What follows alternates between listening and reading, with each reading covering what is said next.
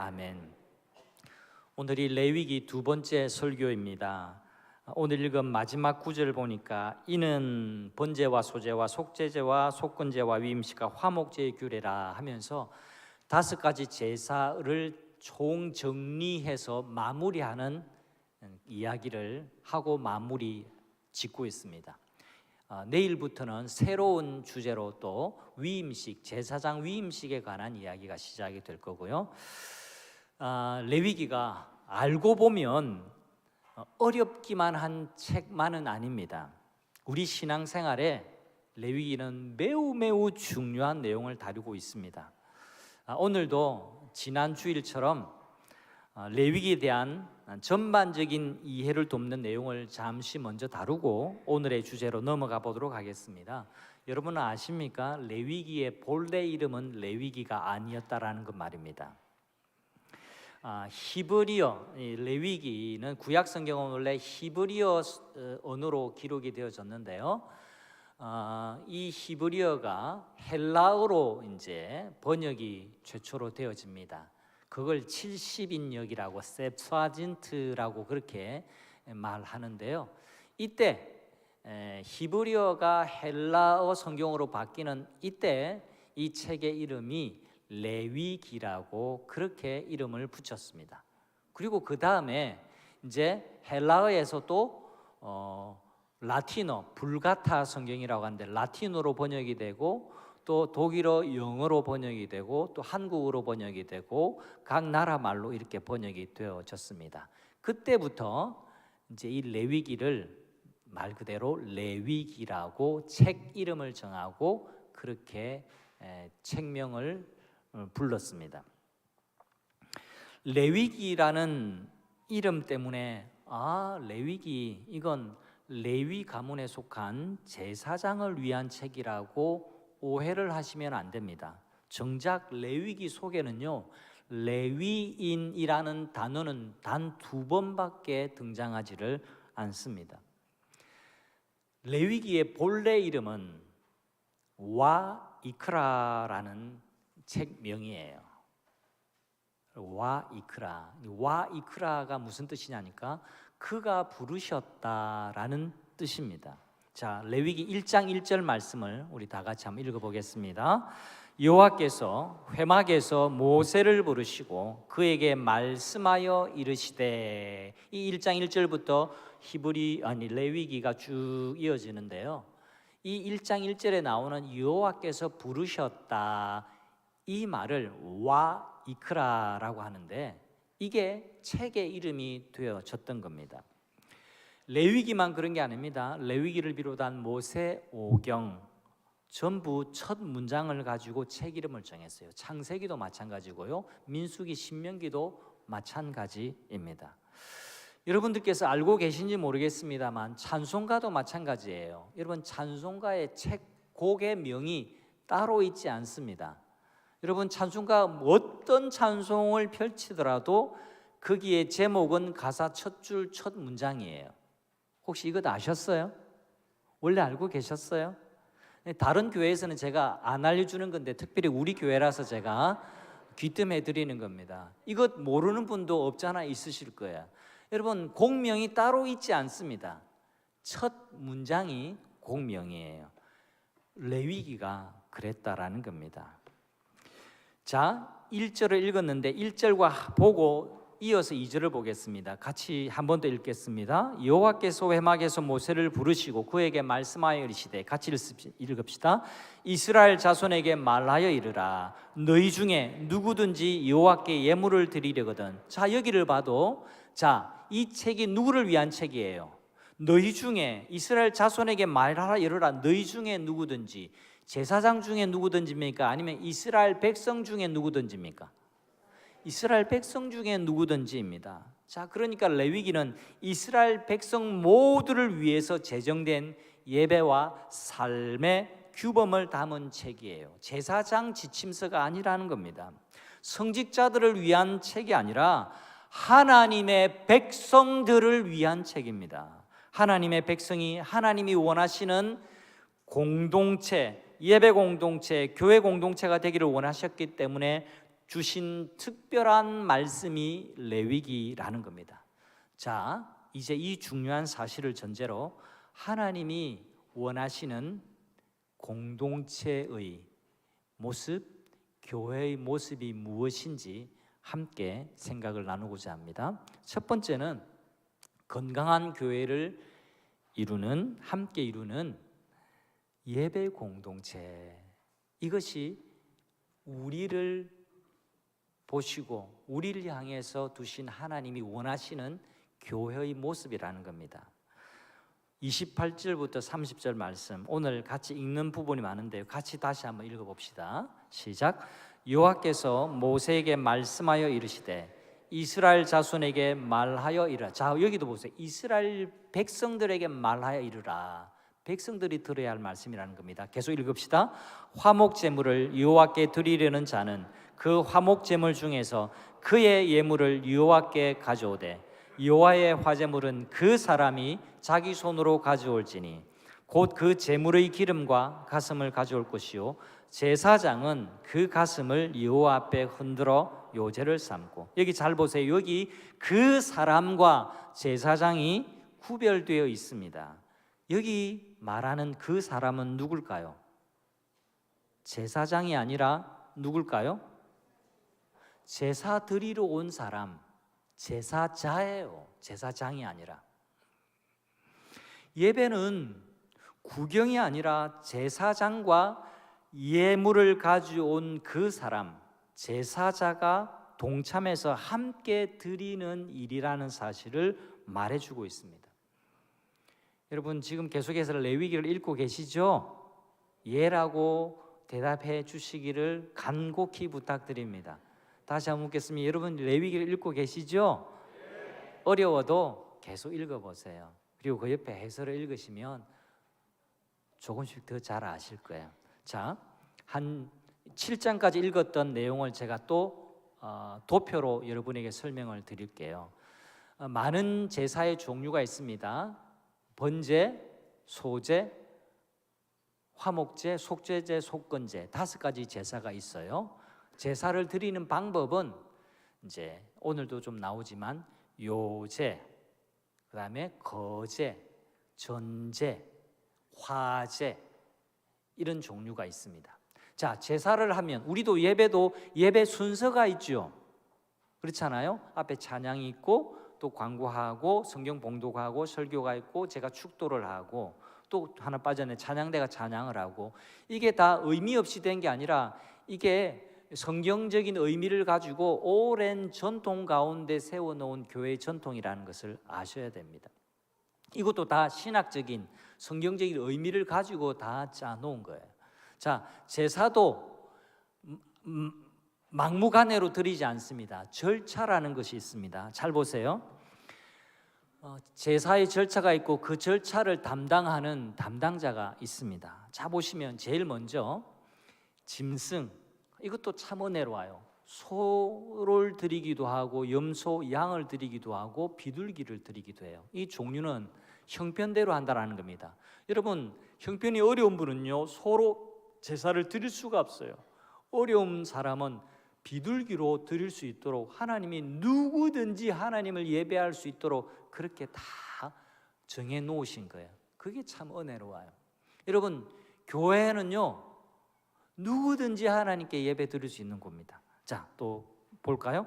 자, 제일 먼저 이 짐승을 데리고 와서 이 성소에서 제사자가 그 짐승에게 안수를 합니다. 이 안수의 의미는 내 죄가 이 짐승에게 다 전가 옮겨졌습니다. 주님 용서해 주세요. 그렇게 하는 겁니다. 그리고 안수하고 난 다음에 짐승을 도살합니다. 잡는다라는 겁니다. 이걸 누가 해요? 제사장이 대리합니까?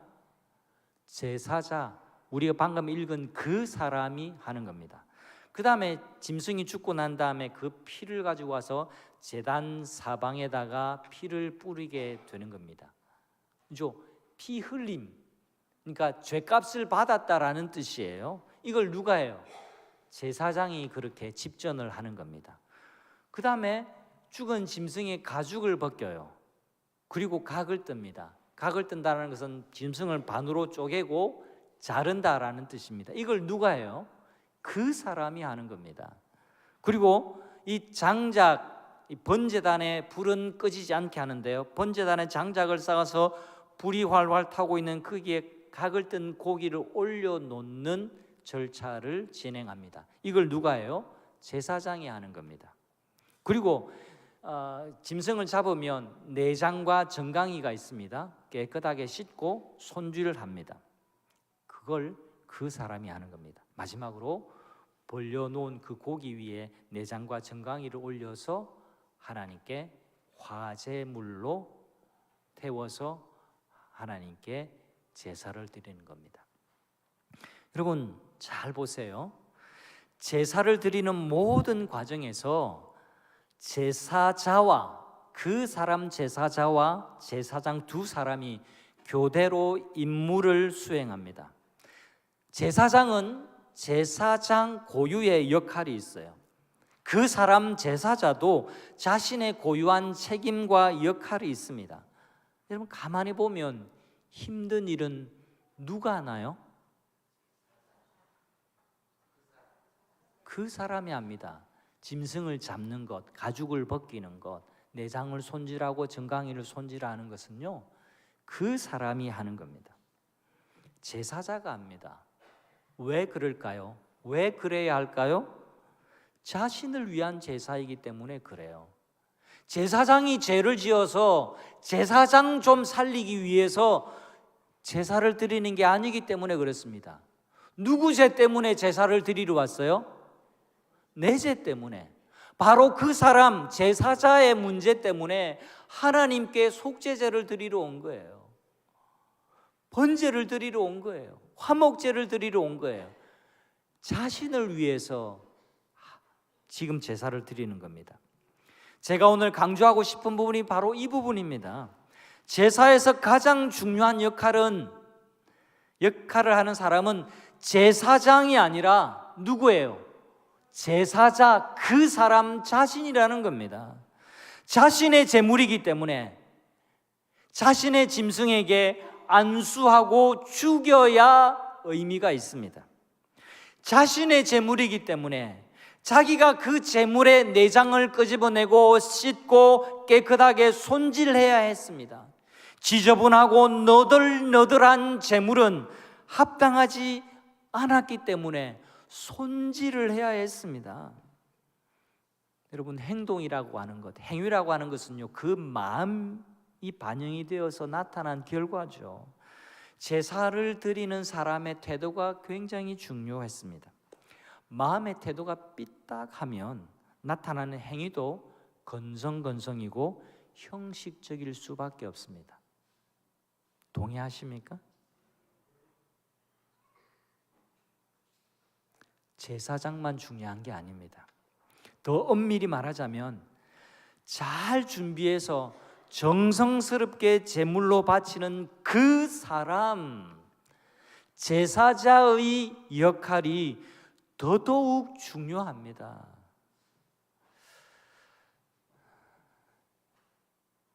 그걸 우리의 이야기로 가지고 와서 우리가 생각할 수 있어야 됩니다. 오늘 이 예배 가운데 누가 더 중요합니까? 대답하기 싫으시죠? 다들 목사를 쳐다보고 있으니까 목사 당신이 중요하지라고 대답하시고 싶겠지만 성경은 그렇게 말씀하지 않습니다. 오늘날에 더 이상 짐승을 잡는 제사는 없지만 왜 없어졌습니까? 예수 그리스도께서 영원한 제물이 되시고 단번에 드리는 어린 양 제물이 되셨기 때문에, 영원한 화목 제물이 되셨기 때문에 더 이상 우리는 제물 제사, 짐승을 잡는 제사는 드리지 않습니다. 그러나 그 의미는 여전히 살았고 우리에게 이어져 오고 있습니다. 어떻게? 오늘 우리가 드리는 이 예배 모든 순서 시간 모든 절차 속에 그 의미가 있는 겁니다. 우리의 예배 가운데 누가 제일 중요합니까? 대답하기 싫으시죠? 누가 제일 중요해요? 내가 중요합니다. 예배 드리러 나온 나의 마음과 나의 정성, 나의 태도가 제일 중요합니다. 목사가 설교를 잘해야죠. 찬양대가 노래를 잘 불러야죠. 그건 몰라도 한참 모르는 이야기입니다. 모든 예배에는 여러분이 해야 할 일이 있고 예배를 인도하는 예배 인도자의 역할이 따로 있는 법이에요. 예배는 예배의 자리에 나오기 전에 준비해야만 합니다. 여러분 여기 와서 앉아서 이제 내가 예배를 드려야지, 아니에요. 여러분이 집에서 출발하기 전부터 여러분의 마음을 준비하고 오시기를 바랍니다.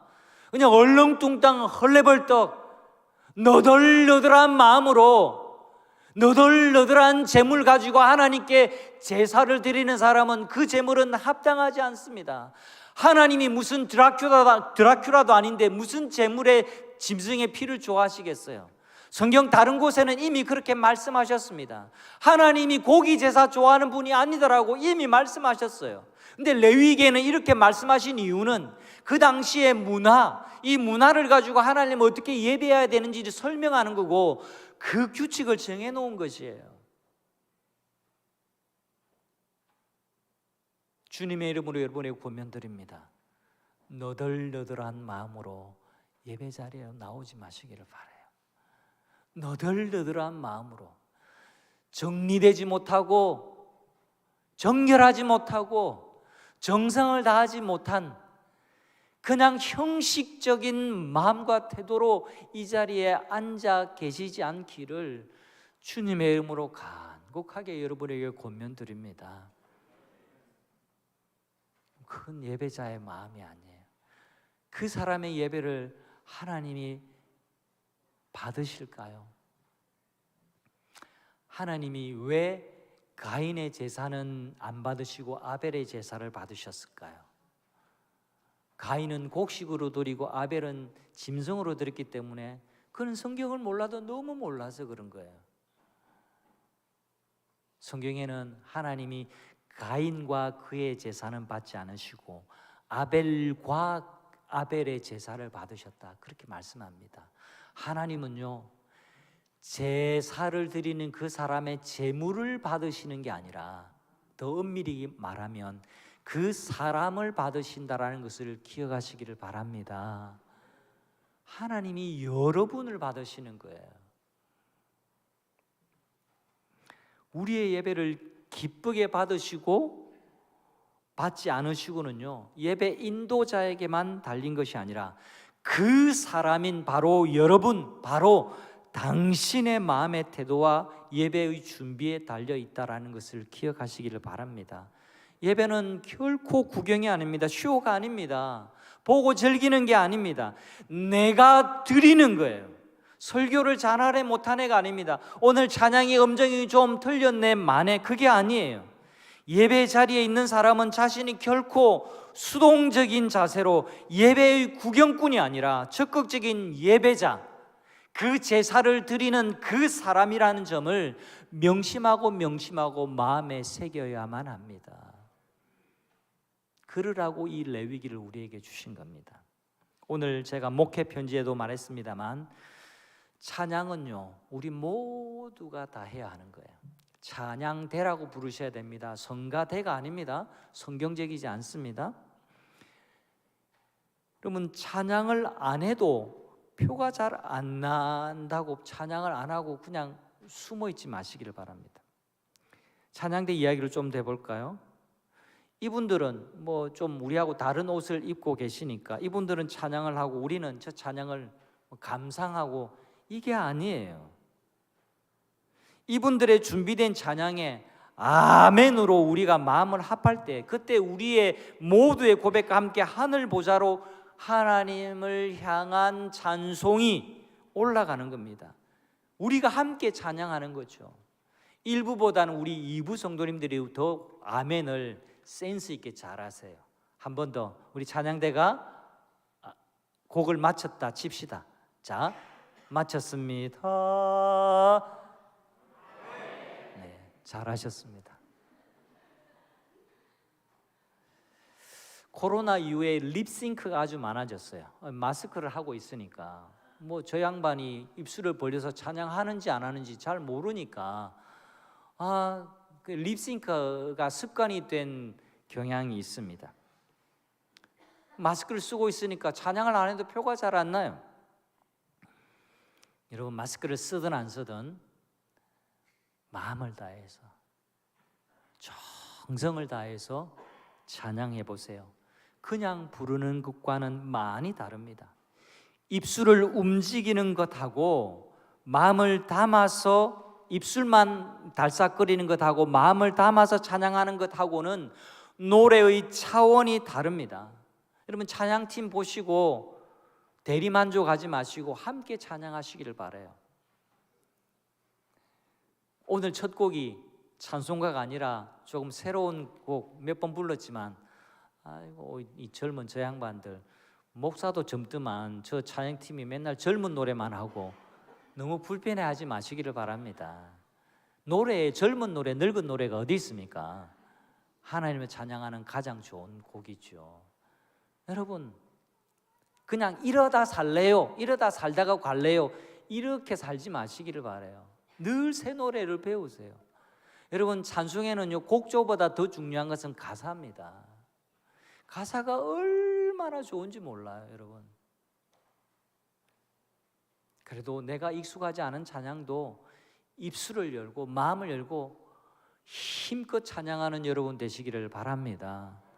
여러분, 편견을 버리십시오. 여러분이 그렇게 고집하는 이 찬송가도 찬송가가 탁 처음 나왔을 때는 이 새 노래였어요. 꽃같이 이 젊은 것들이 또 이거 저거 좋아하는 찬송만 부르네, 이때도 있었습니다. 여러분, 언제나 그래요. 마음을 여시기를 바라요. 하나님을 찬양하면요, 어떤 곡이든 다 소화할 수 있습니다. 가사에 집중해 보세요.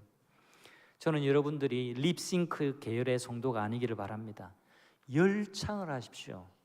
잘 못 불러도 좋아요. 열정적으로 찬양을 하시기를 바랍니다. 그 사람이 은혜를 받습니다. 입술을 형식적으로 달싹거리는 사람 은혜 받고 돌아가기 어렵습니다.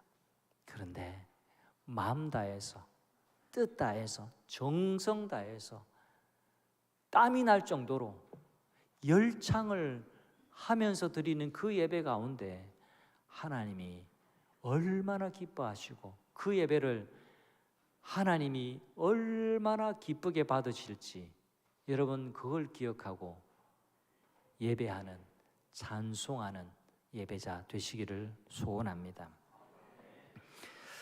하나님이 원하시는 교회 공동체의 모습, 그 출발점은 예배 공동체라는 겁니다. 여기 모이신 분들은요, 무슨 이익을 위해 모인 경제 공동체가 아닙니다.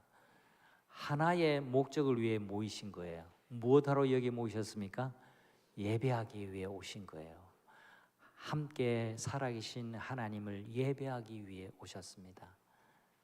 그래서 여러분 모두 예배 성공자가 되셔야 하고 예배자로 쓰셔야 합니다.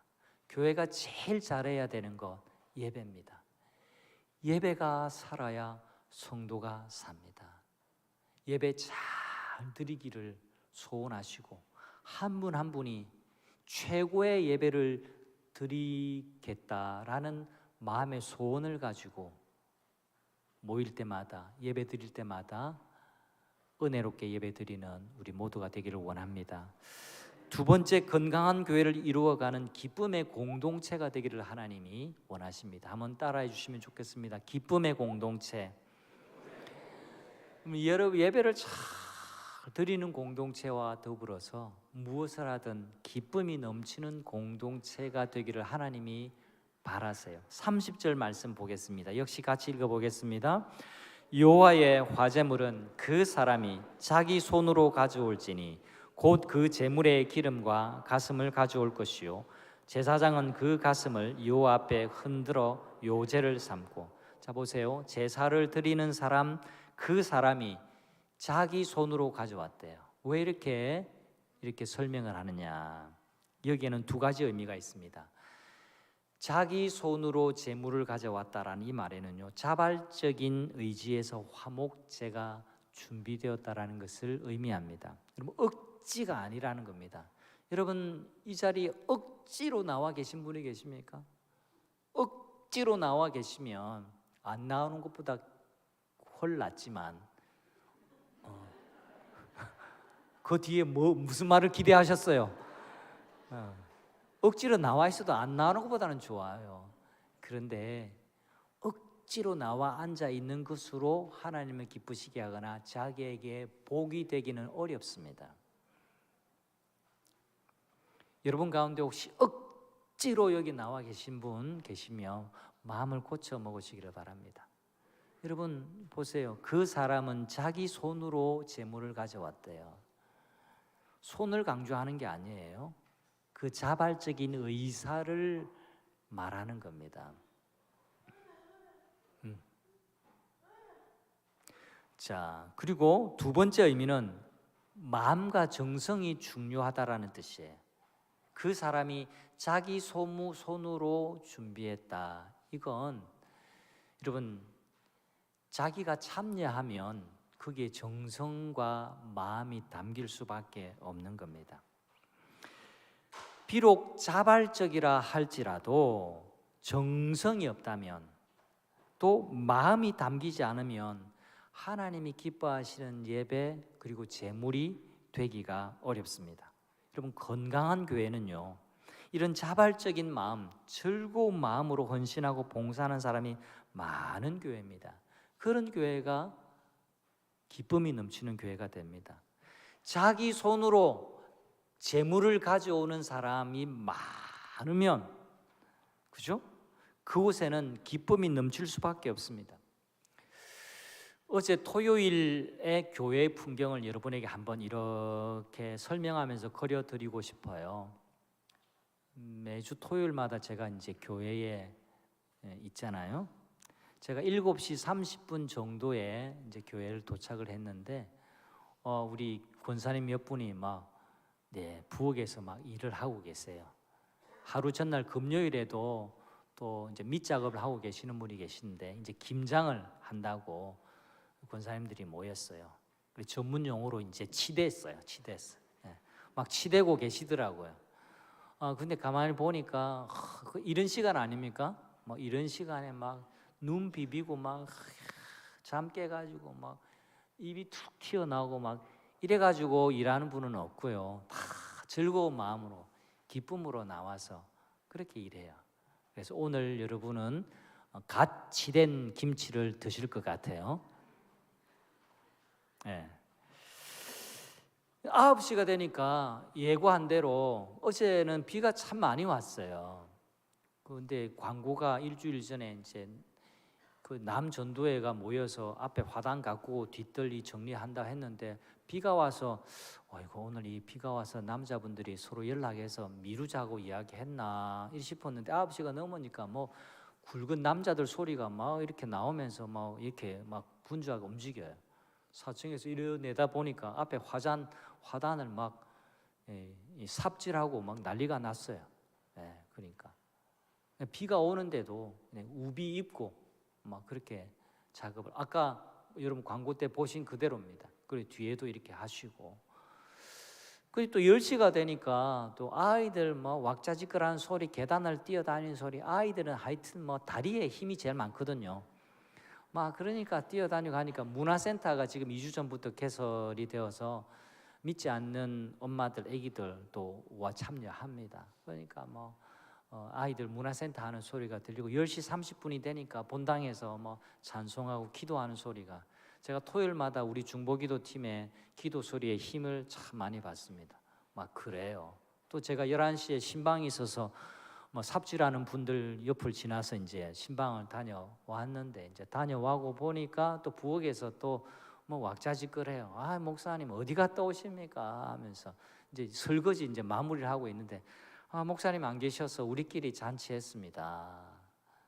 일하는 분들 또 누가 또 맛있는 거 먹으라고 또 찬조도 했대요. 그래 하시는 말씀이 우리 잔치했습니다. 그러면서 문화센터에 온 아기들의 엄마들, 우리 교회 안 다니는 젊은 엄마들, 저분들도 같이 밥 먹었습니다. 잘했다고, 잘했다고. 교회는 잔치하는 곳인데 잘하셨다고. 제가 밥 안 먹어도 너무너무 잘하셨다고. 그 뒤에도 이제 시간이 또 있었습니다만, 아무튼 어제 느낌은 평소 느낌보다 조금 더 좋았어요. 왜냐하니까 주일 같은 분위기가 있었거든요. 여러분, 교회 좀 놀러 오세요. 옆에 분에게 교회 놀러 좀 옵시다. 여행 말고 그렇게 좀 해보세요. 좀. 네. 사람이 많으니까요.